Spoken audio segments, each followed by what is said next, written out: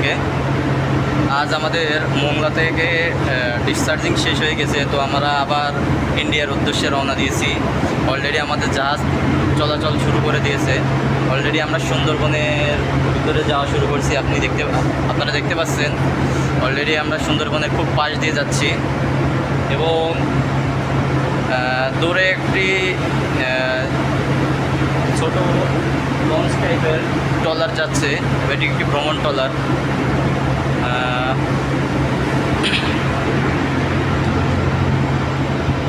হয়তো আমরা 18 থেকে 20 ঘন্টার মধ্যে আবার ইন্ডিয়াতে পৌঁছে যাব।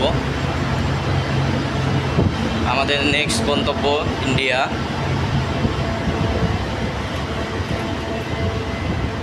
দেখতে পাচ্ছেন অলরেডি জাহাজ তার পূর্ণ গতিতে চলা শুরু করে দিয়েছে।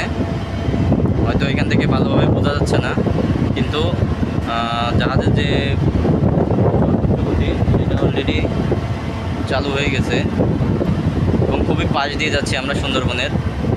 এখন জোয়ার চলছে, পানির পরিমাণটাও একটু বেশি, কিন্তু নির্দিষ্ট সময় পর পর আবার পানির পরিমাণটা কমে আসে যখন ভাটা হয়। মূলত আমাদের জাহাজ যখন ডিসচার্জিং শেষ হয়ে যায় তখন আমরা অপেক্ষা করি পাইলটের জন্য, যে আমাদের দিক নির্দেশনা দেয় একটা নির্দিষ্ট এরিয়া পর্যন্ত। তারপরে গিয়ে আমরা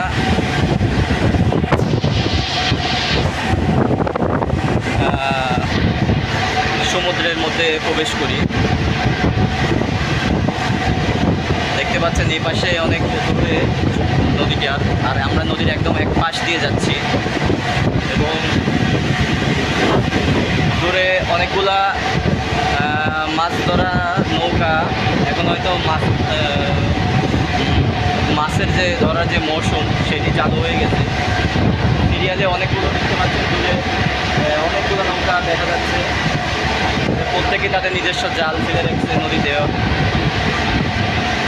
এটা হয়তো এখানে যে নৌকাগুলো আছে এগুলো সবাই হয়তো মৎস্য বা জেলে যাদের জীবিকার একমাত্র মাধ্যমে মাছ ধরা। হয়তো আমি দূর থেকে ভালোভাবে বোঝা যাচ্ছে না।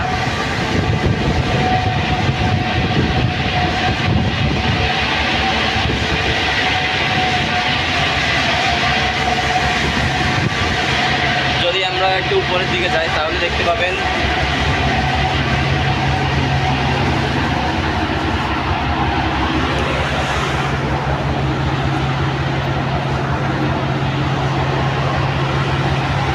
অলরেডি আমাদের যে উপরে দেখতে পাচ্ছেন